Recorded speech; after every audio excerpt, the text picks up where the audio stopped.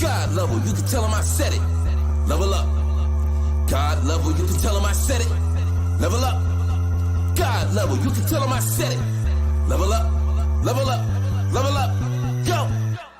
Everything, that means everything. Eyes connected to everything, and that's why I'm in everything. All eyes on me, all eyes on everything. That means everything. Eyes connected to everything. Beautiful. You were highly missed last week. I'm not gonna lie. I really messed up in the beginning. I think okay. the intro played like for 2-3 seconds. I never saw it. But, and it could be like, you see how I'm freezing now every now and then here? See, that's why I was saying hold up. So now I'm gonna have to go out and come back in. I don't know what this is that causes this. Yeah, it's okay. You know, it's from okay. my end. So I'll be right back. Okay. All right. Yeah, please like, share, and subscribe to God Level.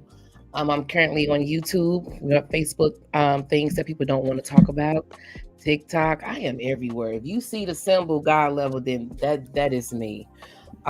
This is things that people don't want to talk about tonight. We have a special guest, Shuja. I said it right.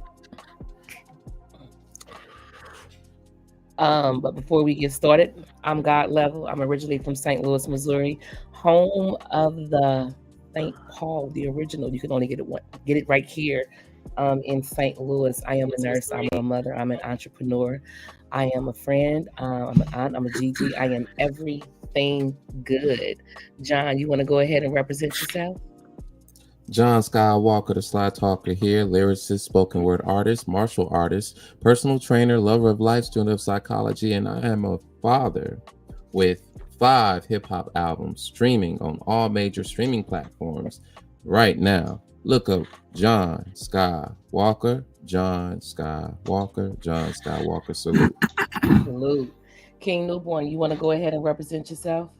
Peace, peace, peace. This is King Newborn. You can follow me on all social media platforms. Newborn Everything. King Newborn, that's me. And as always, I am of service to the community. Coach D, you want to go ahead and represent yourself? Hetepu Ujasun. This is Coach D, entrepreneur, owner of the Abode of Osar Institute of Personal Excellence, LLC, as well as spiritual teacher and personal trainer, life coach of personal development. And as always, I am always here of service to you. And I want to introduce our guest today. It is a very near and dear friend of mine, more than a friend. This is a brother for sure. He and I, we have a lot of deep talks. He also attends my Meeting of the Masters class and has been for a while. He's been supporting me in that for a good minute. Very, very brilliant brother. His name is Shuja Baker. You want to tell us the rest about yourself, brother Shuja? Yes, indeed, my good brother. It's a pleasure to be here with all of you good people tonight, talking about things that other people don't want to talk about, getting it out there. Indeed. I'm a native of the Motor City, born and raised, Lower East Side.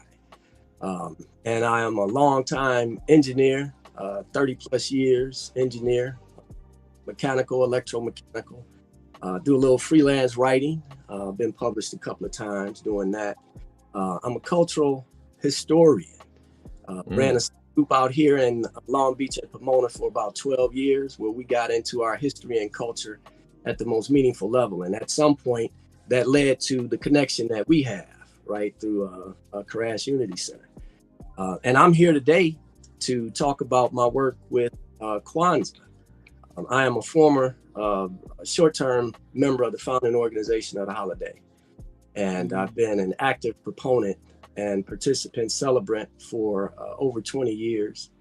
And during the pandemic, actually, when all of my design contracts got axed, I set up some manufacturing of Kwanzaa-themed products, which I still have inventory on and will be selling again later this year. So I have a deep and meaningful connection to the holiday. And I'm happy to have the opportunity to talk about ways that we can dig deeper into it and cause our people to have a deeper understanding of it, a greater appreciation for it. Absolutely.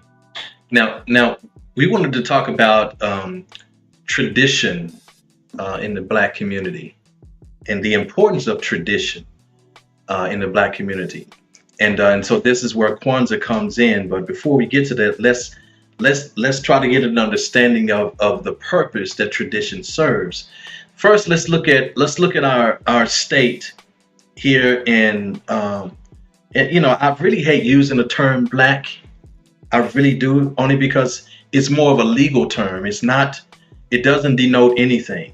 It doesn't denote nationality. It doesn't denote. It doesn't connect us to anything. Yeah, because really, when you look at it, we're not Black, but we know that it is in the 1600s when that came about as a legal term to divvy up the benefits of society, and how to categorize who's going to benefit and who are the ones that we're going to subjugate. So that came about only in the 1600s here in America. Okay, so you leave America, there are no Black or white people outside of America. Everybody's actually deemed and identified by their nationality, by their which is part of their ethnicity as well, but not by a color, Black or white. Okay, so understand that when I talk, and I know not all Black folks here in America came here from Africa, because we were a global presence. Okay, I understand that. Say it for the but specifically, I do know that there are millions of us here that are descendants of the African continent from one culture or another. We came here through, our ancestors, our forefathers and mothers came here through the Ma'afa. Okay, and as a result, we were, they were not only POWs, okay, or prisoners and captives and kidnapped from their land, but they were also brought here and subjugated, and they were enslaved. Okay, they were enslaved. It's something that happened to them. It's not a title that they carry. They are not slaves. They are the enslaved descendants of Africa. Okay, so I don't like using the word Black, and I'm trying to purge myself of that, even myself, and trying to refine even the way that I identify even us here. So, but if we look at our situation, collective situation here in America, and what's going on, especially, all we have to do is look to our children. Look to the children. The children are going to be exemplifying the effects. And those effects are going to be the effects of either our failures or our successes. Because each generation is going to benefit or suffer the consequences of the successes or lack thereof of the generation came before them. Okay, so at some point, yes, we may have gotten, more jobs, gotten into the workforce, gotten to these things, but where did that leave our community? Because at the same time, while we're trying to make top exec, while we're trying to get our awards at these corporate establishments and, become top entrepreneur and things like that, we dropped the ball on tradition. And our kids are now left to fend for themselves.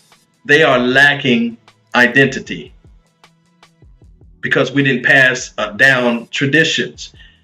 However, there have been some attempts at bringing tradition into our communities.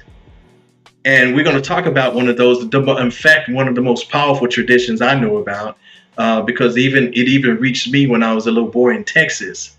And And I remember, the mention of Kwanzaa. In fact, I'm ashamed to say this, but I'm gonna say it. But I used to get it confused with Hanukkah because they're so close. They're so close. And so when somebody said Hanukkah or Kwanzaa, I mean, I didn't make the distinction. So I was thinking that it was the same thing. I was like, what's going on?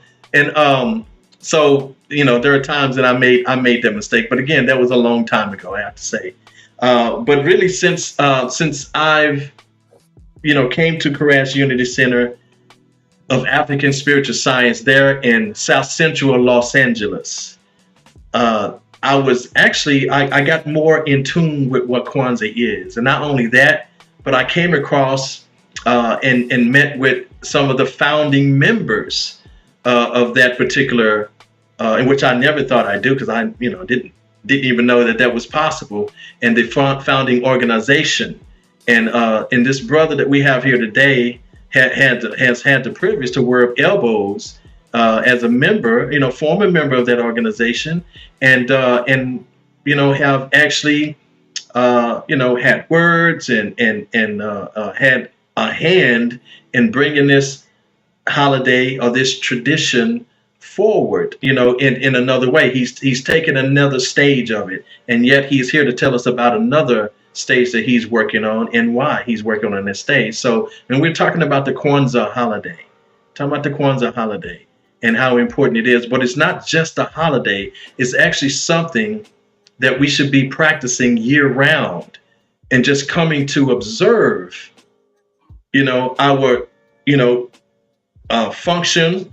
So our efforts and also the fruition that comes back around there the day after, the Christmas holiday, which is to me the day after the winter solstice culminates.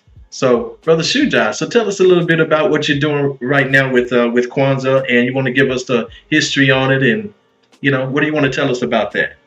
Well, I am part of a couple of organizations. The African Restoration Project is my organization that I coordinate my study group efforts through and all of my cultural activities. I'm a member of the Inland Area Kwanzaa Group, which was started in 1989 by a former assembly member, Amina Carter, and her husband, now a cherished ancestor, Ratibu J. Cox. We are working in conjunction with an organization out of my hometown, Detroit, called Akibalan Village, to launch an initiative this year during the 57th season of Kwanzaa, looking towards the upcoming 60th anniversary of Kwanzaa, where we want to engage what we are referring to as a Kwanzaa Jubilee. The word Jubilee has a lot of significance in our culture, right? And anytime you hear the word Jubilee, a sacred celebration of some sort is coming, right? It's recognizing a significant anniversary or some other event or tradition, and always with the hope and promise of better things to come, right? So that was why we chose the term Jubilee to use to speak to the event that we're looking forward to and the energy that we're trying to build. The idea behind it is to create a renewal for Kwanzaa as we go into the 60th anniversary. And for me personally, I mean a renewal that addresses some of the limitations with the application, with the practice of the holiday in the community, where we address some of the misconceptions about the holiday, where we address some of the controversies that some people will readily tell you keep them from considering the holiday and those type of things. Our effort and practice is really about a merger between the values of Kwanzaa and modern technology at the highest level, right? Dr. Karanga, who's credited with creating the holiday, is very traditionalist, right? He's a product of the 1960s, and the holiday, I would say, has not yet been fully merged with the modern technical world that we're in. We just redid the website a few years ago. The official Kwanzaa website. The website updated since 1998. You know, Wow. when it had been almost 20 years. And while I was with the organization, I made a lot of suggestions because, you know, I'm an engineer. I've been doing technical work for decades. So I made a lot of suggestions for things that would bring us into the modern era with things. But there wasn't a structure there to support them, you know. So a lot of great suggestions didn't get the opportunity to be applied. So as part of this effort for Kwanzaa Jubilee, a lot of the things that were proposed when I was with the organization that we weren't able to move forward on, we're going to move forward on through these organizations. At the time, Dr. Karanga's position on it was that, you know, I should do these things through my own organization. I thought they should be done through the founding organization. I thought they would, you know, be a better opportunity to be received and have the impact that they wanted. But for his own reasons, he wanted it done outside. And I'm just getting to the point now where I've received the message, so to speak, and taken on the responsibility and the role for trying to put these things out there at the highest level. So we want to engage new stories about the holiday. We want to expand the conversation about people's understanding of how the holiday was created. We want to create new and exciting ways for people to engage with the holiday. It's notable that here in 2023, there is no Kwanzaa app, right? Certainly not one that represents the holiday at the fullest sense. In preparation for this conversation and in the work that I was doing, I've done searches for this stuff over the years, and I continue to search periodically to see if anything has been added. And I see where one Kwanzaa app does exist. One Kwanzaa app does exist, or a Kwanzaa themed app, right? It's it's less about Kwanzaa though, and more about the sisters' poetry, who created the app. And there's a merger of the two that I think falls a little bit short in terms of representing the holiday in the fullest sense and in the way that it should be. So it's interesting to note again that there's no Kwanzaa app, there's no official, so to speak, Kwanzaa game or anything. You know, the website, when we redid the website in 2018, the website was getting about 2 million hits between November and January each year. But those hits were just coming in and, you know, going out. There's no real engagement with, you know, those 2 million people who are coming in, you know. So we hope to take advantage of the interest and use it to build and increase understanding of the holiday, address some of the concerns with the holiday, and hopefully, you know, make a contribution to the wonderful traditions and purpose that Kwanzaa represents being better understood and more broadly embraced, you know, by the community. Yeah, so let's talk about the purpose. Why was Kwanzaa created? Why was this done in the first place? Well, it's interesting to have a perspective on the actual story of how Kwanzaa was created, because Kwanzaa was inspired by a 9-year-old little girl.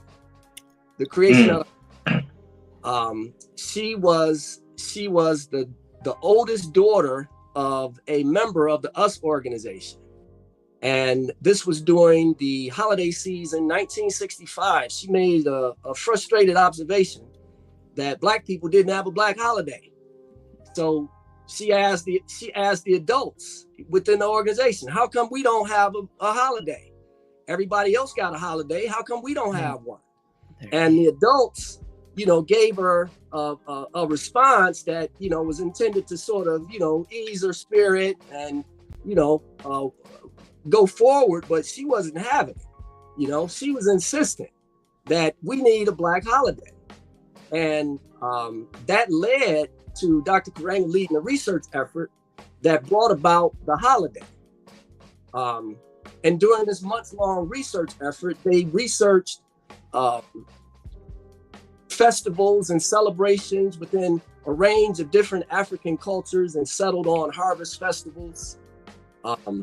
It's interesting to note that before Kwanzaa was created, the Nguzo Saba was defined. The seven principles were defined in 1965, the year before Kwanzaa was created. So Kwanzaa became a way to institutionalize the seven principles, right? Gotcha. Into African tradition that will be a part of our, regular conversation and our regular exploration, in terms of the holiday, and it could become a part of a regular conversation, if not a daily vocation for us, and then of course it came into existence during the 1960s, the Black Power era, and for good reason too. I think this is a good segue into let's talk about those seven principles and what they are. So what we call the Nguzo Saba, and again, they do have an order to them, and they come right after the day after Christmas is when we start observing the first principle, which is Umoja. Yeah, I'll go through them. Sure, go ahead. With the definitions and everything. Okay, go ahead. Of course, Nguzo Saba is the Swahili for seven principles. That's what Nguzo Saba stands for. It's the seven principles. And the seven principles, first I'll say them in the Swahili word and then in English, and I'll read the definition for each as I go through them. The first is Umoja, which means unity.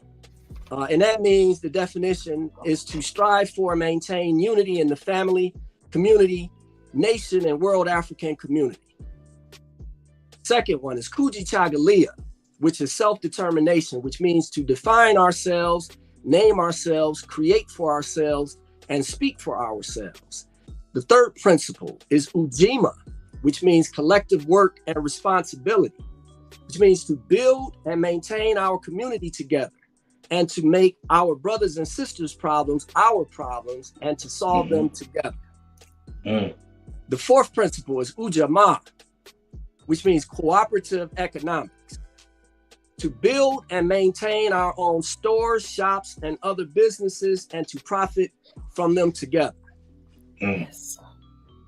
The fifth principle is Nia, purpose, to make our collective vocation the building and developing of our community in order to restore our people to their traditional greatness. Sixth principle is Kuumba, creativity, to do always as much as we can in the way that we can in order to leave our community more beautiful and beneficial than we inherited it. And then the seventh principle is Imani, faith, to believe with all our hearts in our parents, our teachers, our leaders, our people, and the righteousness and victory of our struggle. So those are the principles, and beautiful. Ashe. And there is a deep thought process to the selection and definition of every one and to their order. From unity being the first, you can't do anything without unity, to faith being the final one, because without a foundation of faith, you can't do anything. And it needs to be appropriately placed faith, right? If it's faith in things outside of yourself, well, then, you've handicapped yourself. And it's not to say that people shouldn't have faith in things outside of themselves, but if your faith doesn't begin with faith in yourself and what you're capable of doing and, what you can do when you unite with other people who share your values, well, then you're not going to be able to accomplish much. And then, of course, all of the principles in between speak to the daily tasks and the active steps that need to be taken in order to accomplish absolutely anything meaningful in this world, right? And certainly for us, in a quest to rebuild our communities and restore ourselves to our traditional greatness, we need these steps. You know, this becomes a code that Yes. missing so long from us, for us in terms of defining who we are and what we expect of ourselves, what our commitment is to each other, and steps that can guide us, you know, as we go about our daily tasks and seek to, you know, reach that self-mastery that this whole Yes. human experience is supposed to be all about. Yes. And so, you know, the thing about it is that this Nguzo Saba is supposed to be observed, and also it's a call to action for the Black community, you know, to actually put these things into practice year round. It's supposed to be tradition for us. You know, that's what it was meant to be tradition. And again, we observe them the day after the culmination of the winter solstice, which is the winter solstice culminates on the 25th of December. And so this starts on the 26th and December and leads all the way up to the 1st of January. And so the thing is that you know, it's a beautiful thing. And can you imagine what could be accomplished collectively in our communities? And I mean, at least nationwide, if not worldwide, but I'm pretty sure worldwide as well, because we still have, you know, Africans throughout the diaspora still observing Kwanzaa. So it has broke the borders of the U.S. However, here, as you were pointing out earlier, you know, there's a dichotomy at work here. There's still a group of us that don't want to deal with it and they have their reasons. And there's some of us who are trying to realize and actualize the value that we see here, you know, because without it and without any type of tradition, we are today in our youth, we are seeing the repercussions of not having tradition active in our communities, right, and not standing strong on these traditions, right, you know. And as I was saying earlier, I mean, I'm due on the 4th of December to go and speak to a group of children at a Second Chance high school. Second Chance. Wow. So these are at-risk children. And the first thing I want to do to them is apologize on behalf of all the people that came before them that had nothing to offer them. You know, and I want to let them know that they are our children. If people don't realize this, they are the most valuable commodity we have. If we're not pouring into our children with tradition and values to carry on legacies and so forth, what are we doing? Yeah. What are we doing? We are planning to die forever. That's what we're doing. Oh yeah. Exactly what we're doing. Absolutely. You know. So so this is a great thing. Go ahead, brother. I was just gonna say, I mean, of course, you know, Kwanzaa was intended to be a vehicle to reconnect African American people with our African culture, you know, in a meaningful way.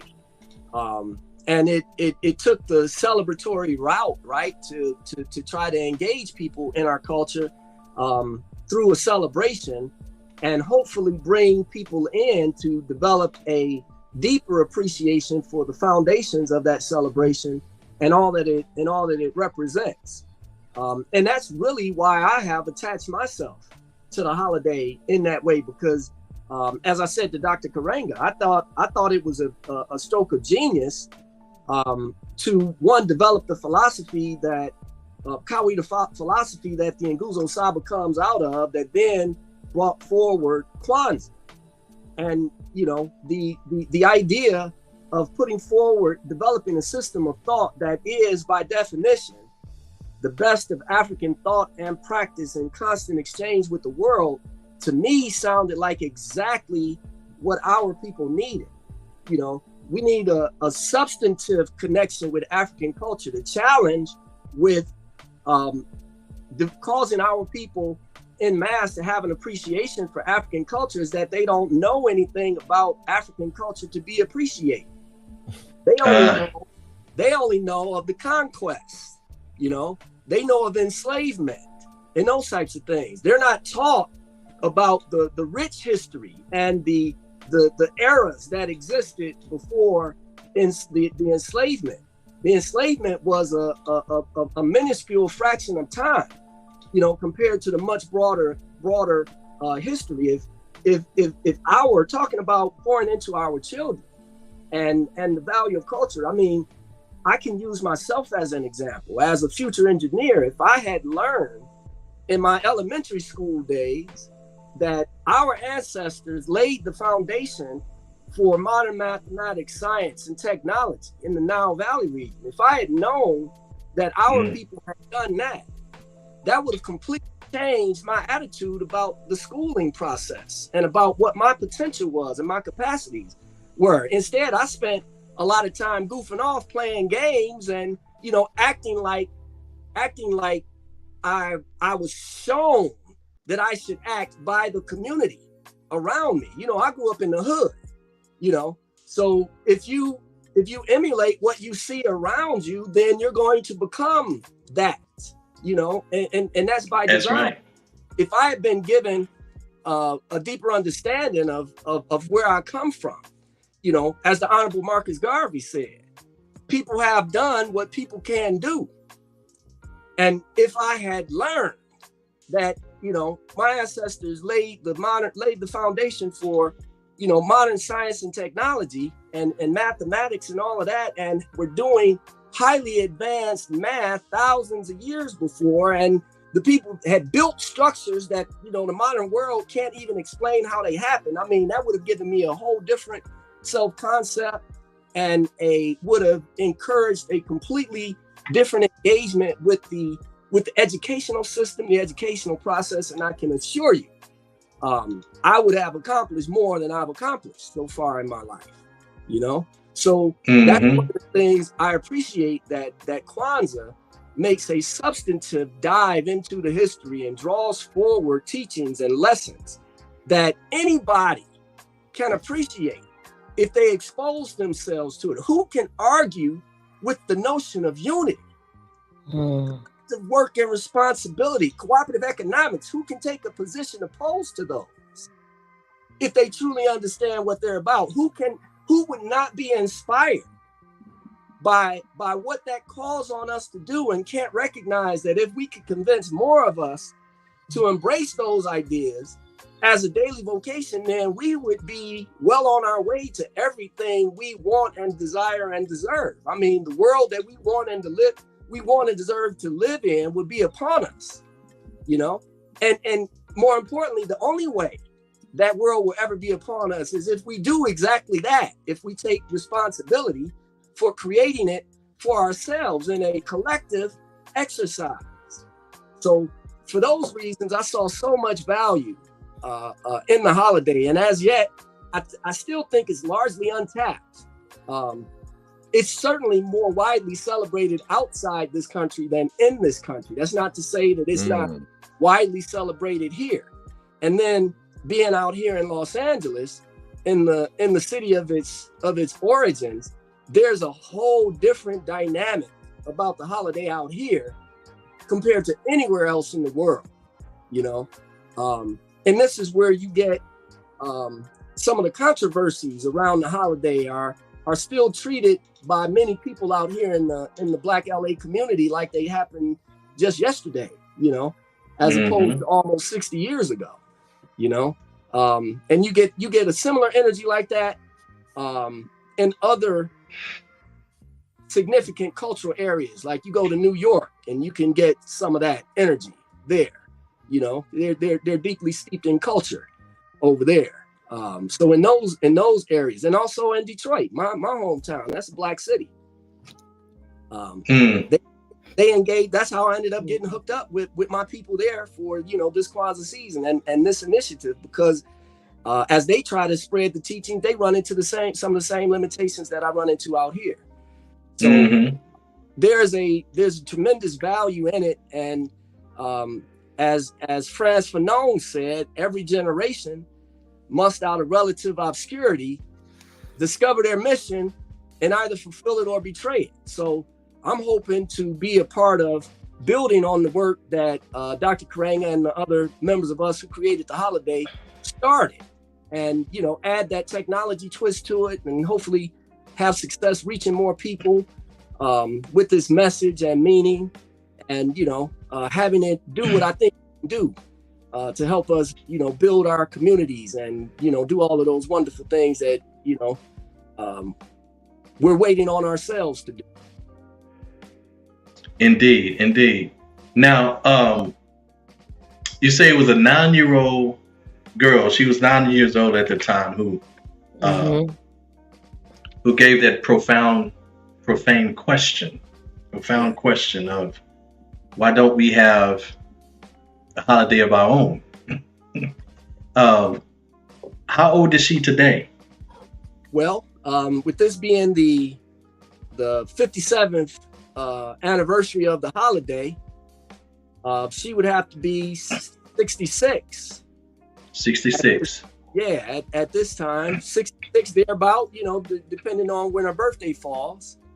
But just doing that simple math, that makes her around 66 years old. And I'm hoping to have the opportunity to talk to her as part of this effort. I think some of the people who I've reached out to are waiting a little bit to see what comes of this, and waiting to read a little bit more about it, before they fully lend their support to it. And I'm perfectly fine with that. I understand that that's part of this process, and we're moving very quickly to show them what this is all about, so that indeed questions that they might have will be answered. And I do believe that anybody who really comes to understand what this is about will be hard pressed to find a legitimate reason why it shouldn't be supported. Now, let me ask my other co-host here. Do y'all have any questions for Brother Shujan? What is the name of the Kwanzaa app and website? Well, the Kwanzaa app hasn't been developed yet. Okay. The Kwanzaa app. Can you post it? Yeah, the Kwanzaa app is an objective. It's a goal for this year upcoming.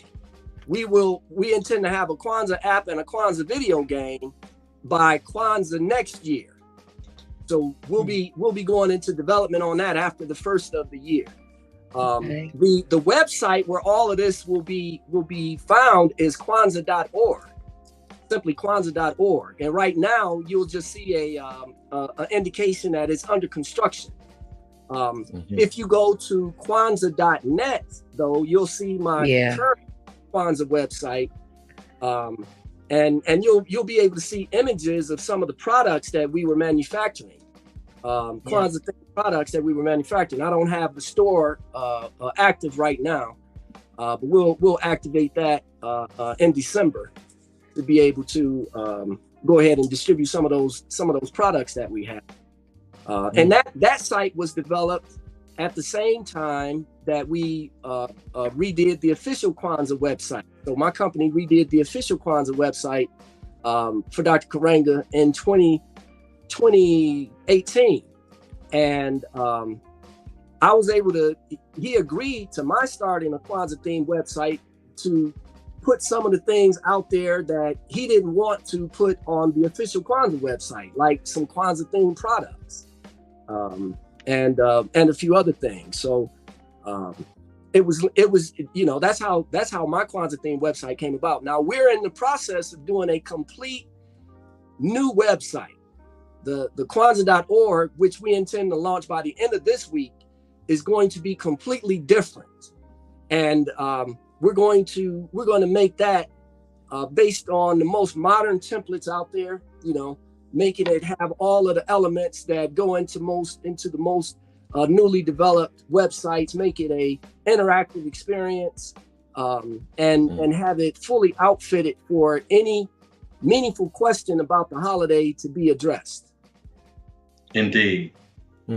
Now upon anticipation of success of this jubilee, kicking this thing off, and what do you feel like the mindset within the African community, African American community, is ready to receive it to the point to where it can be a success? And if not, then what do you think has to be present in order for that to be a success? Well, I do believe that the time is right to reach our people with this message, and that there is tremendous potential for success in it.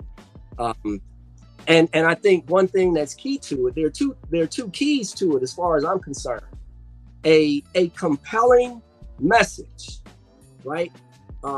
And a compelling presentation of that message. What we have every year, Dr. Karenga offers his founder's message, and he engages a topic that engages the principles somehow. And that's a very necessary message that we need. Mm-hmm. But I believe that there are many other meaningful conversations that can be engaged about the holiday.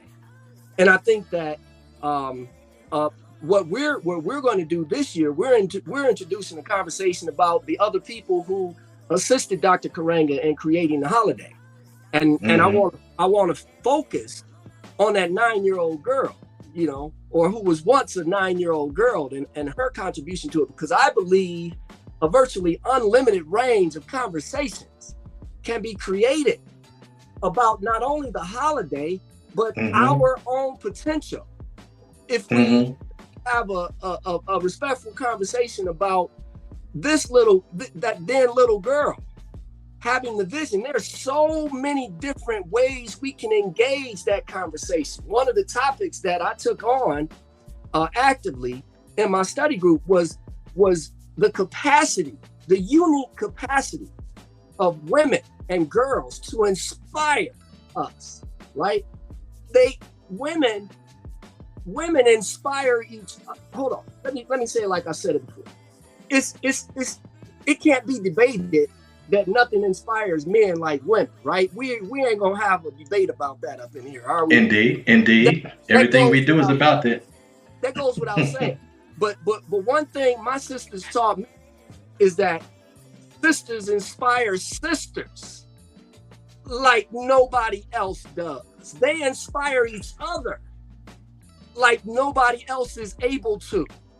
That's true. So when we talk about what we need to change things in our community, we spend a lot of time talking about practical steps and strategies, but we miss out on the inspiration. And nothing happens without inspiration. So it occurred to me a long time ago that if we really want to change things, we need to attach ourselves in the most meaningful way possible to our greatest source of inspiration and develop them and develop that so they can do what they do. That's so right. That we can get rewards off of that. So I see an endless range of conversation, positive, renewing, invigorating, inspiring conversations that we can have about that 9-year-old girl saying, hey, how come we don't have a Black holiday? Mm-hmm. Effort that she inspired, that brought out the best in us and gave us a product of us that we could use. And I say us, I didn't even mean that the organization us. I mean us as Black people, which is what that name actually means. Right? Mm-hmm. That led to having this wonderful tool and this wonderful guide that we can just attach ourselves to. I haven't seen anything like it, and I challenge anybody else to give us an example of something that compares to what Kwanzaa is and the potential that it has for us. So, well, I would have to agree, because I couldn't come up with any other examples than Kwanzaa when I talk about tradition, and I'm talking about a community type of tradition, not just one in our individual families, because that's a whole nother thing. And we talk about tradition within the families, but if we're going to promote unity throughout the of the community, the African American community nationwide, at least nationwide, then this is something that's already established for us to do so. We talked about we talked about making moves together financially and things like we talked about that last week. We talked about consumerism.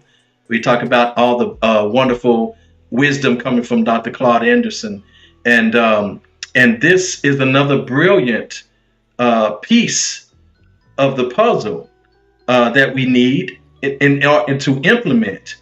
And it actually folds right into what we were talking about last week. It folds right into it, because if we did cooperative economics, if we did that, and had our, and don't get me wrong, we had this at one time. We know that we cooperated at one time, but every time our cooperation came about, it got disrupted. Yeah. It got disrupted. And I say it again. I just wanted to add, we're still cooperating now at some level, at some level, but I mean, it was a larger level at one time, because we actually had at least thousands of people cooperating and moving on the same thing at one time. And, we have examples like, Black Wall Street, down there in Greenwood, Oklahoma. And we have other movements and things like that has gone to, towns where they got flooded, that were Black communities and things like that. So we had that. And so we know we're capable of it. We know we're capable. The framework is there. And my biggest fear, though, brother, is that if we don't work to reestablish something quickly, that can fade away. That's an attribute built within our community that can go dormant. And if it does, we're in a lot of trouble. Yeah, a lot of trouble. Yeah. Well, and similar thoughts kind of compelled me to go ahead and do this now.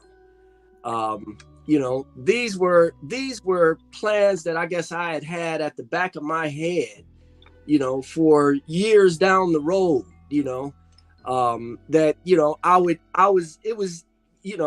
because Dr. Karanga keeps a tight hold on the holiday. I was concerned about, engaging it in a way that, how would I say it, that might be perceived as problematic. And I realized that this might, on the surface, might be seen as that, but that's only until you engage it, just like some of the issues with Kwanzaa relate to Dr. Karanga. And if you don't delve into that stuff, you might just accept what is said without understanding it and be misguided. So if there is some initial resistance to the idea of this Jubilee that we're putting forward, all anybody needs to do is look into it to see the intent behind it, the spirit behind it. This is an attempt to advance Dr. Karanga's work and build on it. There's no intent to separate him, or to speak to it. I think the idea Dr. Karanga advances the perception that he created the holiday by himself, and that's the way it is presented. But I've always found something of a conflict in that, with Kwanzaa being a communal holiday, being grounded in communitarian values with a focus on building the community. It always seemed odd to me that the holiday that's about community to that extent would be created by one individual, and then when I found out the story about the holiday, I realized there were other people involved. But since he's the founder of the organization, he receives credit as if he created it by himself. So raising a conversation about the little girl might not initially be well received, even though there's no ill intent behind it, you know. The intent is to, because in all of the writings that I've done on this, I give Dr. Karanga primary credit for his primary contribution to it. I don't try to deny him anything, you know. I just advance the idea that a new conversation can be had about the holiday that can lead to a renewal if we talk about, you know, the other people who were involved in creating the holiday.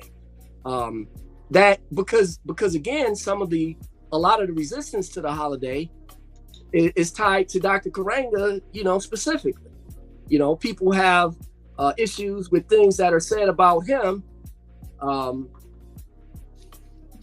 and things that are part of his history, and that causes them. And I can't even tell you the number of times I've been told, you know, by people that they're not interested in Kwanzaa or anything about Kwanzaa because of Dr. Karanga's role in creating it. So, you know, we want to deal with some of that stuff and, you know, not have those things be the barrier, because the holiday is not about Dr. Karanga.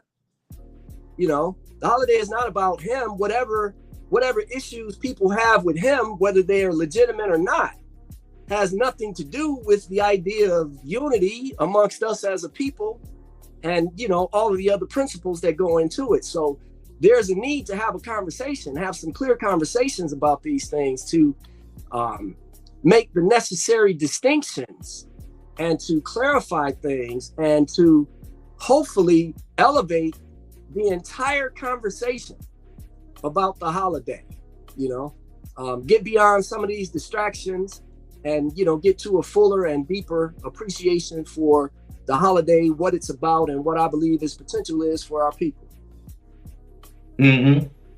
Exactly. Well, this is the main thing is, you know, if 67 years ago, 66 years ago, a little girl was wondering, and I understand it was a different world at that time. 56. I do understand that. 56. I'm sorry. Yeah. This is the 57th anniversary coming up. Understood, but I'm saying, but the age, I'm talking about the young girl who asked. You said she was then that was she be, so she was 9. Yeah. So she would be there. So 57 years ago. I'm sorry. Yeah. 57 years ago. You know, if a 9-year-old little girl was wondering at that time, what's going on with us? Yeah. What's going on? Why don't we have ours? You know, what could, you know, and like I said, I know this is a different world, and I know the children, the 9-year-olds this day are not having the same things on their mind that she may have had on hers. Maybe because they're blocked and too plugged in, you know, to these this modern technology, social media platforms, and so forth, to where they don't have room, you know, because their imagination and their mind has been usurped by frivolous activity. But I'm wondering, somewhere deep down, they have to wonder, who am I? Because maybe that's what she was asking in totality in her inquiry about why don't we have something of our own? Well, that could have been a who am I kind of question. Absolutely. I mean, you could expand that question about the holiday to, you can interpret that as, where is my culture? You know, who am I? You know, and why don't I see some active engagement and development with me in terms of who I am, and, you know, the road and the path that I need to travel to achieve excellence. You know, she was asking for all of that in that question, you know, and there most certainly was a need for it. And you're absolutely right when you talk about the masses of our people, and it's not just our people. Let's be honest about that. The distortions that take place in this society affect everybody who is in it, right? That's right. Everybody's 9 and 10-year-old children are struggling with mindless distractions, you know. Indeed. Any 9-year-old who doesn't have a meaningful cultural connection, you know, whatever culture they're coming from, is out here flailing in some confused American identity that really is more about how it can exploit them than how it can develop them, you know? So there's an absolute need for the type of institutions and training that she was calling for, because just as much as you would get a meaningless type of response if you pose critical questions to the average 9 or 10-year-old out there, I know for an absolute fact that if you engage a 9 or 10-year-old who has been raised in a cultural context where they've been taught about who they are, you know, they've been taught about what it means to be a descendant of African people, you know, they've been taught what it means to be a transplanted American. They understand all of that. You can get the exact type of question and engagement and energy from them today that we got from this girl, whose name, by the way, is her African name was Baraka. Her legal name is Terry Damu. We could get the same type of energy from our 9-year-olds today. And I know because I got a 10-year-old and 11-year-old right now. And we have these types of conversations all the time, you know, and they're being raised in knowledge of who they are, you know, and that's what informs that level of engagement. So that's why we saw it coming from Terry, you know, at 9 years old, because she was being raised in that us organization environment, that cultural, you know, culturally grounded environment where Africanness was celebrated, you know, and they were learning about Africa's contribution to the forward flow of human history, to, you know, and all that Africa contributed. So she had a completely different self-concept and a completely different confidence and level of engagement with things. And, you know, we see that in children who are raised in a well-developed knowledge of who they are and what that means, you know? So that's why it's necessary to duplicate that. Exactly.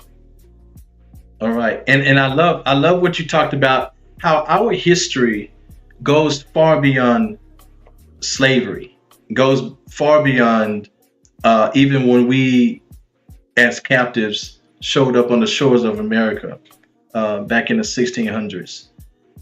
It goes far beyond that. Absolutely. And so we have to talk. So, you know, at our center, we talk about it, you know, in a community of scholars. We talk about a lot of that. In fact, one of the best works that I'm actually observing and studying and teaching on today is Dr. Maulana Karenga's book, Ma'at, the ancient ideal in the moral ideal in ancient Egypt. It's a study of classical African ethics. So it gives us the framework by which we related to one another, you know, about our ethics, how we behaved and how we treated one another at that time. So it's been a little while, but this book has taken us almost a couple of years to go through it in detail and have philosophical conversations. But this was his dissertation on the subject, and it's still by far what I think is the best work out there regarding it. You know, so yes, and this is still the same Maulana Karenga that Brother Shuja is talking about. Has who's credited with founding Kwanzaa. So the thing about it is that, you know, it's about our identity. Our identity is far beyond slavery in this country. Yeah. You know, we are descendants of greatness. In fact, we had words like Munk and Munku, which meant excellence. Okay, that meant excellence. So they had that in the Medu Neter. That's actually they'd have the symbols for it in the hieroglyphs, in other words.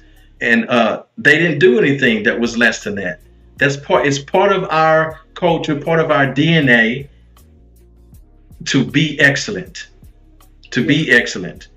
And so if we are exuding anything other than that, if our total picture is less than excellence, then something is off. Absolutely. And it's really up to us to figure out what that is. Ain't nobody going to come and bring that to us. Nobody's going to tell us that, because every time we figured it out and we got our feet underneath us, they again try to take it away. So we got to get to that yet again. Yeah. Go ahead, brother. So much of what you said at the outset, I think, factors into just said. And what I'm talking about is our self-concept, the way we identify ourselves. The process of enslavement did one thing more than anything. It separated us from our understanding of ourselves prior to enslavement, right? If you and I've painted this picture just to make the point, to emphasize the point. If we could go back in time and ourselves, right at the end of the plank, as our ancestors were boarding one of those ships and had the opportunity to ask them simply, who are you? Just as they were about to, go upon that journey, leaving the motherland and on their way over here. If you asked them before they got on that boat, who are you? How would they respond? They would respond by giving you a cultural name, right? Indeed. That is grounded in an African culture that has a meaning that they would know.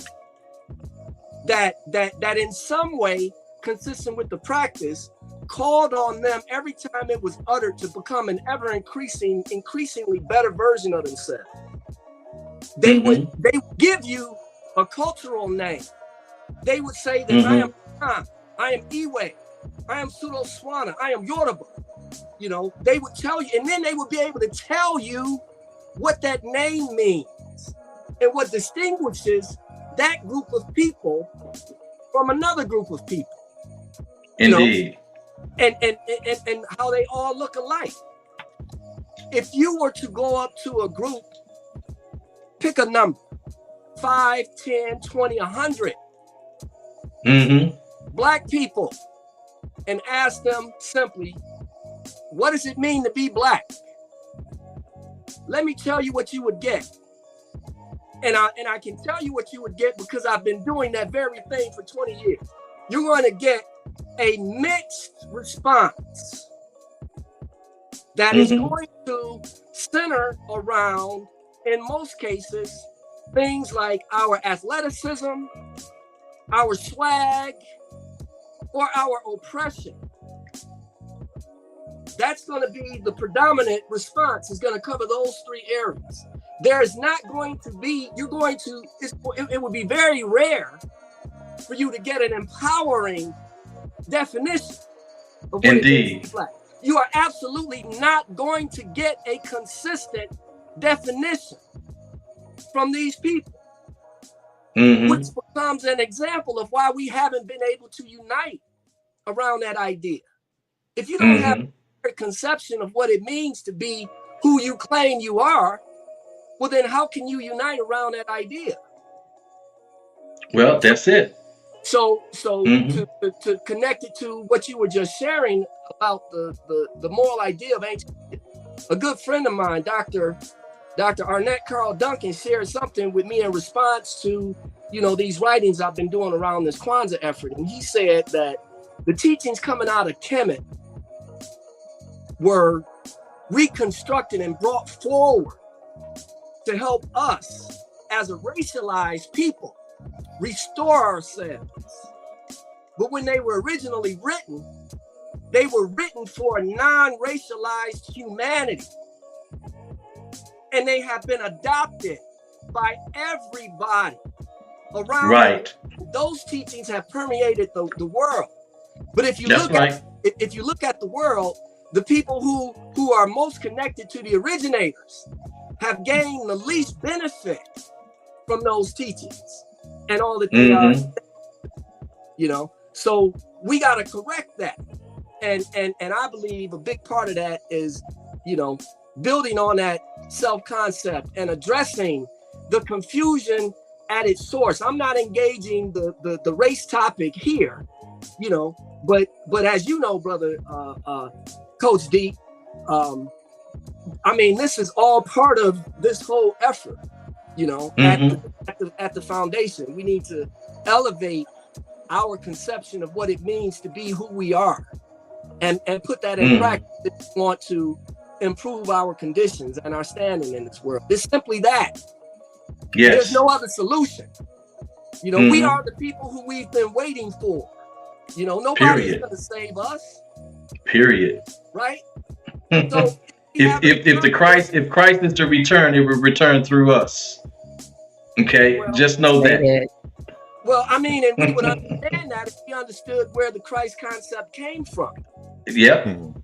You know, come on. Are they ready for that? But that's part of the confusion that has been, you know, built into us. And I'm careful how I speak about that, because, you know, sometimes we give those who have oppressed us too much authority. You know, we continue to be in this condition by a function of our own will. We're here because we haven't chosen not to be. Come on, this is what I say. Untransmuted energy, right? Still in the same cycle. Purposes only. Oh my God. That's my story. So I do want to let's see. You know, our sister Brittany Cole. Thank you for your engagement tonight, Brittany. I really appreciate you. I did, but I don't know how late you came in, but we did address that not every Black person came from Africa. We already had a global presence. We've always had a global presence. Right. There is not a continent that we were not present on, and still not present on. In fact, our brother Runoko Rashidi went, and his life work was about finding the African presence on every continent. Yeah. And he's done it. He's presented that many times at our spiritual center there in South Central Los Angeles.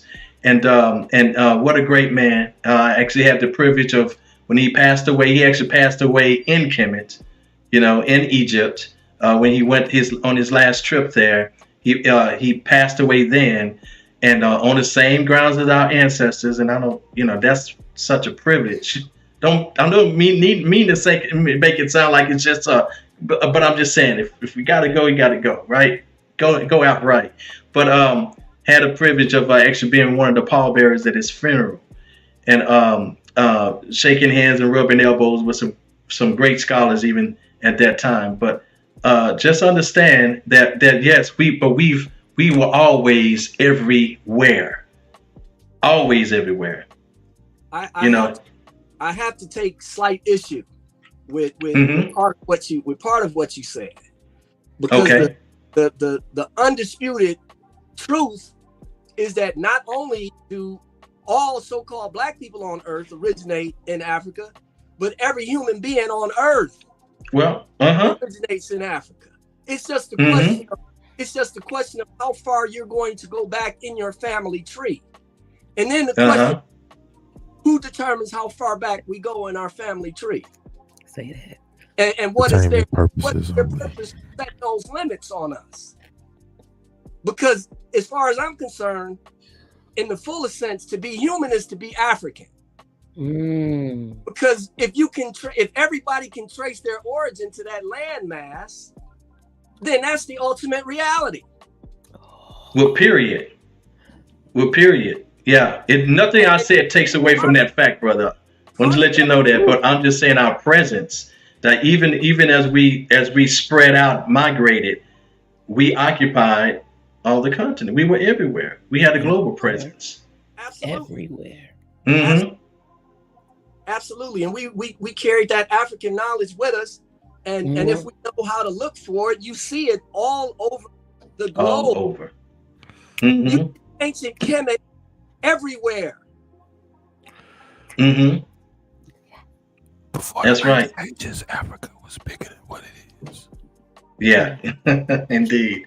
And so it's no wonder that you will find, you know, like, I've only heard about this. I haven't seen any real evidence, you know, and I don't trust pictures and stuff that I see on the internet, still pictures and stuff like that. But, you know, the supposed evidence of hieroglyphs of temples or so forth found in the Grand Canyon. That Brittany, I'm not one to regurgitate Facebook memes. I don't get my wisdom, and that's not a It came out scholar of a newspaper to clipping. me. It came out of a Understood. newspaper clipping. Yeah. Understood. That may be true, but again, everything that you see, like back in 1900, between 1900 and 1910. I'm not sure of the exact date, but it came out of a newspaper clipping. It was an article that was written where they went in and they were walking around and they were exploring, and they found things that that they thought that it should have been over in Africa. That's how they're making that connection. So yeah. Understood. But again, like I say, I haven't had a chance to do my scholastic work on that. But and not saying it's not true, but what I'm saying is so I don't always quote things like that, but I'm just saying there's no wonder. I won't dispute it, but it's no wonder because of our global presence, you know. And like I say, we preceded the so-called Christopher Columbus. Our presence was already here, right? You know, so I have no doubt that could be a fact. Have no doubt, right? You know, so that's the thing. So just understand that we all originated. Everybody, every being originated there in Africa. Okay, everybody, even white folks, you gotta give them that. Okay, you gotta give them that. You know, you got to give them that. And when we talk about the chief subject of our ancestors there, the chief subject was about divine presence in every man and woman. That still includes them. Yeah. Okay. I mean, how else do you hold them accountable to a righteous standard? You know, if you don't include them in that, you know, we talk about crazy behavior, and a lot of people will do what some of the worst of them did to us and insist that they're not fully human, you know, and my response to them is always, well, if they're not fully human, then how can you expect them to act like humans? Right? So we gotta acknowledge their humanity and also play a role in reminding them that as human beings, they have a divine presence that they are obligated to live by. You know, how else do you I mean, I know a lot of us make the mistake of thinking that, you know, we need to fight fire with fire. We need to use the same tactics against them that have been used against us. But that's only gonna succeed in making you like what you claim to despise. Right. It adds no positive forward movement. If you're using their tactics, you become a caricature of them. You know, our ancestors gave us much better lessons, you know, and much better examples. We just gotta, you know, get past the fog and the confusion to be able to receive them. Indeed. So, I again, when we talk about tradition, we talk about ritual and the how it not only benefits our community, but how the absence of it brings detriment to our communities. And if we don't wake up now, you know, when you talk about being in a flood, when a flood is slowly rising. If this was a flood when it comes to our, you know, the condition within our communities nationwide, the flood is literally up to our hips, if not already at our shoulders. Oh, yeah. And when are we going to address it? Like, seriously address it. When are we going to collectively wake up and say, hey, we have to do something about this? Unity has to be now, not later. Oh, yeah. I know I like to use the pandemic as a classic of our condition, you know. I mean, that showed us our absolute dependency on the system that so many of us say we can't trust, you know. But we haven't developed our own means to sustain ourselves. You know, we still have to go to corporate America to get fed. You know, whereas that's my point. To get food, how to, you know, feed themselves, and you know, we're industrious. You know, I'm an engineer. I'm into manufacturing. You know, we don't do enough of that. We don't make enough of what we use. You know, we had a mad rush on toilet paper. Y'all remember it? Yes. During the pandemic. You know, how many Black-owned toilet paper companies are there out there? You know, or we think that we can go and stand in line at Sam's Club and they gonna make sure that we get everything we need. You know, it was a call to action. It should have been, you know, on a completely different level. It should have made us wake up and recognize that, as I said earlier, ain't nobody coming to save us but ourselves. Yeah. We are currently exposed. Yep. We are an event or two away from nothingness. Yeah. So we have to acknowledge that with haste. We need to acknowledge that. And I think we already arrived to that point. You think so? To the point of acknowledging it. Of fully being exposed. Oh yeah. Oh yeah, no doubt. Yes. But we haven't been fully exposed. So our women is currently under attack. Yeah. Our young girls, young girls now. Our young Black girls are currently under attack. Oh, the kids, period, are under attack. And women and girls in particular have been under attack in Western culture ever since its genesis, you know. This is ongoing, absolutely. Okay. Your point is valid because we don't it's valid on its own merits, but it's important, I would say, to engage that conversation about the attack on women because we've been conditioned to be ready to engage a conversation about the attack on men, on Black men. You know, while the focus has, I would argue, the focus of the attack has always been on the woman, you know, because of how they give life, you know. Yes.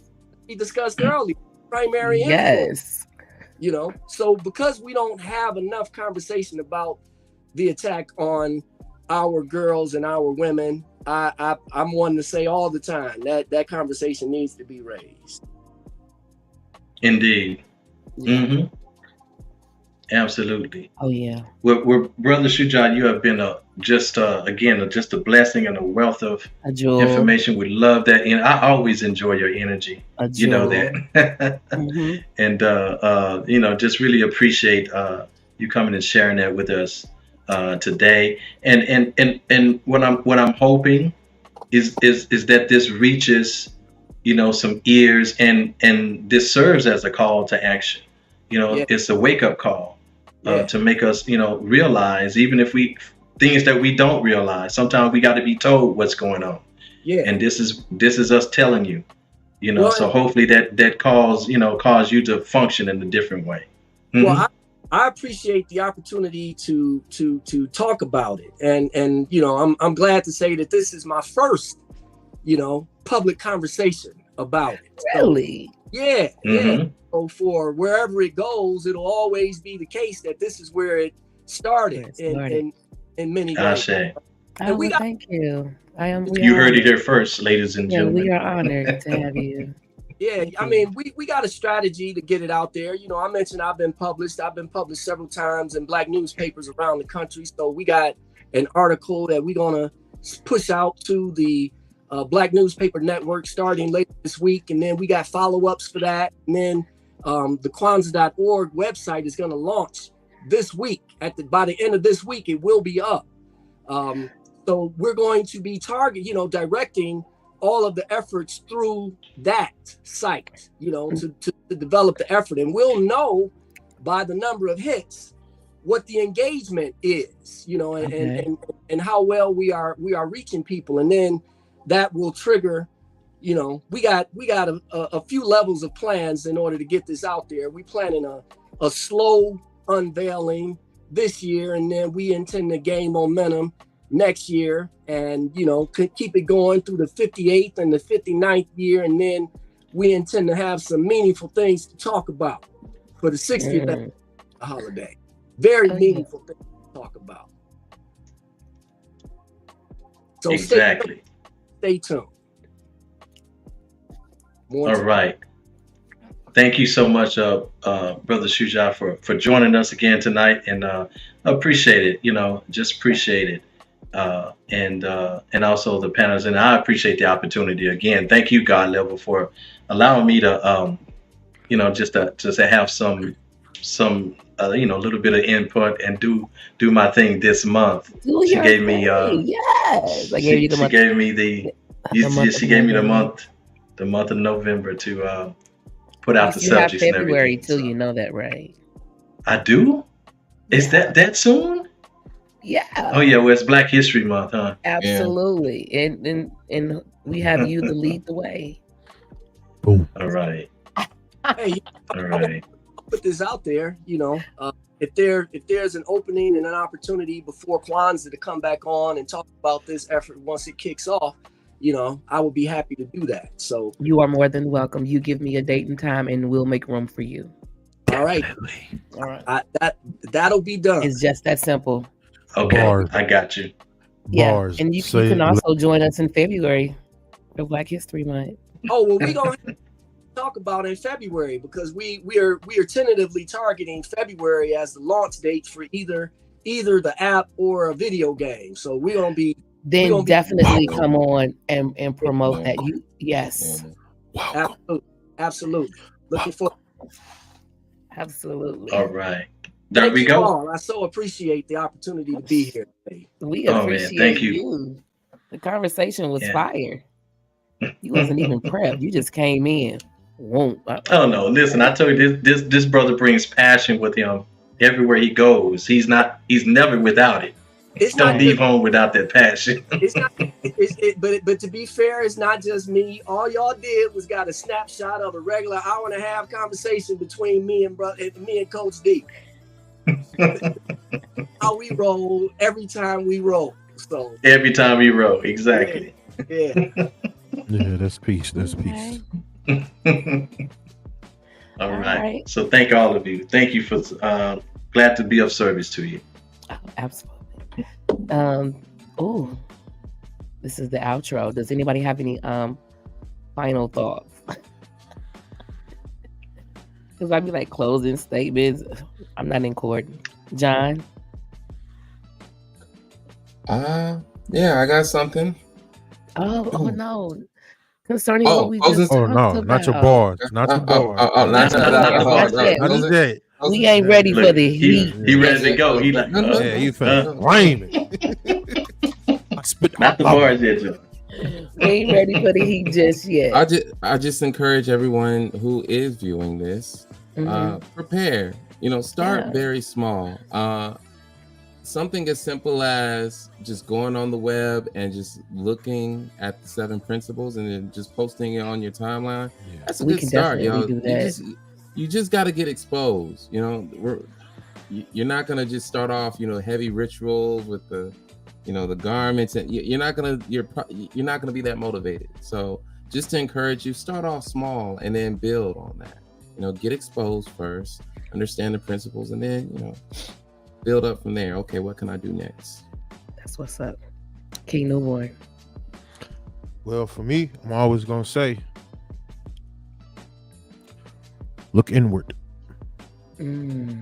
Look inward. To really understand mastery of anything, like Kwanzaa, especially where Skywalker said, you know, a little bit at a time. If you're not even taking the time to do a little bit of work on yourself, to look inward, to see the unity within yourself, right, you will never be able to see it within the community. And that's really important. I think the main thing between both of these brothers that were speaking on tonight was basically, in order for us to survive, we do have to come together as a community. Now, how could one teach outwardly if you're not even willing to make the changes inwardly to acknowledge self? So I'm always going to say that because that's my life journey. So big ups to both of these brothers for breaking down Kwanzaa's for us. Absolutely. Final thoughts, Coach G? We good? I would say, just remember that it's our kids that are at stake, and don't forget who our kids are. That's our future. Yes. So it doesn't matter what we do today. If there's nobody here properly prepared to carry it on, we might as well have done nothing. So just make sure that tradition, and tradition is about the way we grew. Rites of passages are traditions. I could see in so many spots again where we have failed our kids. We have failed, and so we've got to get back control of the upbringing and the value systems of our own children. And it's through tradition that we do that. And the Nguzo Saba is a great way for us to do something of that sort, to build generational wealth, to establish and exemplify Black empowerment, and so forth. All that's written in the Nguzo Saba. So that's it. Okay. Shuja. If I could, I would just like to encourage everybody to check in at Kwanzaa.org starting this Friday. I would say just go there now, but we'll be posting a complete redesign of that website by Friday of this week. And I want to encourage everybody to go there to find out everything that you need to find out about the holiday and about this initiative to what I'm referring to as an Ujima quest for a Kwanzaa Jubilee. Thank you. I'm going to pull from John. I'm going to pull from Coach D. And I'm definitely going to pull from Shuja Baker. You said something in the beginning about inspiration and also the education system. I think it's very important that our children know how we are inventors. We have created a lot. They need to know the stories of the success of Black people, just in general, just to inspire them instead of what they see on TV every day. So, Indeed. Indeed. Like Coach D said, our children are our future, basically. And yeah, Master John Skywalker, you're not going to do it, full on, but something every day. Maybe pick one person that they don't talk about in school and highlight them. Encourage them to look at their history and not just what they've been told. All right, that's me. John, what you got for us tonight? I wrote this yesterday, and I felt like it was sort of fitting for You this. wrote it yesterday. Yeah. World premiere poetry. Let's do it. Hey, whoa. And y'all know I don't like to read like that, but I know. Hold Let's on. do Let it. me- World let me- premiere, man. I was just like, Some hey, good stuff. well, yeah, I wrote This is it, about to but be hot. This is about it to was be hot. supposed to it was supposed to be in an open it was supposed to be in an open mic, but we never got a chance to finish it. Only got Oh, well, you got a mic right there. Exclusive. Yeah, Blaze away. we're gonna see It's how this open. goes. It's fresh. A Right. world We're gonna see how this premiere. goes. World premiere. It's called Beautiful.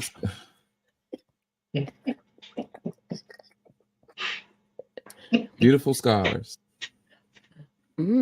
Okay. After every movie, the director yells, "Cut!" And my life is a movie littered with several cuts that crystallized into beautiful scabs that fell off like one-hit wonders, leaving behind a grave site that y'all call a scar.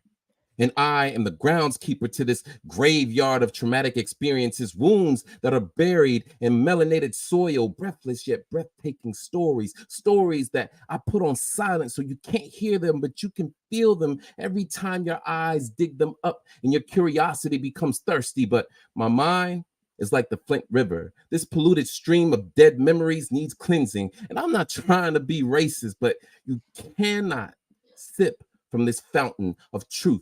The ghosts of my past pale in comparison to the blackness that holds these scars like a conversation, speaking fluently the language of pain. Ouch, ow, ah, yow. Shit. Who needs makeup when healing can beautify hurt? My scars are just breaststrokes of resilience. My wrinkles are ripples of wisdom in the sea of cocoa. My pigment discoloration is a minority in the country called nigger. And I oppress these scars, muffling their stories with beige band-aids. I just want to forget. Omit that pain from my history books. I don't want you to read my vulnerabilities. These scars were beautifully scripted by the hands of time. And I'm furious because who gave time the license to author these stabs in my back? Who gave time the authority to publish these second-degree burns on my heart? Fear has scared me in ways that the human eye cannot grasp because fear is so sharp that it amputated me from my accomplishments. It sawed off my self-confidence until my insecurities hemorrhaged into a pool of anger and shame. Fear is so crippling that it dislocated my arms, which were holding on to the hope for something better. I am unarmed, working in the armed forces, defenseless in the Department of Defense. Despite my disability, I persevere and heal. I paint these wounds with the color of compassion and various shades of forgiveness for the world to witness a masterpiece of Black resilience. Bless. Right. Yes. Oh my God. Very nice, bro. Very nice. Oh yeah. John Gonna always make me takes us spit out. some hot fire one day. Oh, come with it. Don't be talking. Come with it. Yeah, go ahead. You could do next week. I ain't say all that. But Right. Skywalker, I really do love your entendres, man. It might be Yeah. my perspective of how you do your Oh, word yeah. flip, but just to say scar and then say a scar, Mm-hmm. man, you took me to what's the little movie? Lion King. Oh yeah. Madagascar. No, Lion King. No, for No, real, Lion for real. King. No. Yeah, The uncle. yeah. The uncle. Oh. He represented a Mhm. lot in that movie, man. Man, Oh, yeah. bruh. I'm gonna have to go back and listen to that. What? From beginning to end, the symbolism on that? But you know that's the retelling of our story of Heru, Osar, and his brother Set, in the battle that they actually had. Come on, man. So it's an ancient Kemetic story. Come on, In man. fact, it's just like in fact it's a very spiritual metaphor that we as Osirians look to for spiritual development as well. Well, let's So, take it yeah. a little step further then. The presence of John Skywalker speaking on that poem what Coach D just brought up, and the fact that the name of the podcast is God Level, looking back on what was once lost Yeah. and Come on. forgotten. Giving back It's to all the coming people together. what was lost. Oh, The I G is wasn't done. backwards. I wasn't done. And today is the 19th. Knowledge born. Knowledge born. All There it being is. born in cipher. You see how that cipher went up, man. John, love you, God. I love you. Before we sign off, I just want to say shout out to Melanin Empower, Black Power, and Positive Black Images. Positive Black Images for sharing our podcast on their page, on their group. Very much. Thank you. Appreciate Shout out to Brittany Cole. Yes. Thank you, Brittany. Oh yeah. Next week we're gonna be doing current events. It's gonna be a little steamy Oh, with everything that's going on. We always do current events the last show, of each month, Front door. Ooh wee. Front I'ma door. just get Hey Daddy. Front door. Front door. John, you got me. Yep. Later, y'all. Salute. Peace. Peace. Hete Poo.